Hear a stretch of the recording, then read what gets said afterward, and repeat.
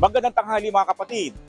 Pangalawa ang Pilipinas sa 53 bansa na panakaibigan ayon sa C-Asia Stats. Ibig sabihin, ang mga Pinoy daw ay madaling kaibiganin.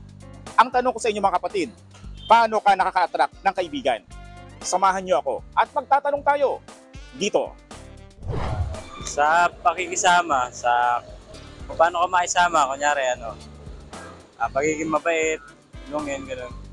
Siyempre first, kailangan mong maging maayos yung sa sarili mo para kung ano yung nasa sarili mo, yun din yung ma-attract mo sa ibang tao. For example, mabait ka sa sarili mo at alam mo kung paano magmahal sa sarili mo.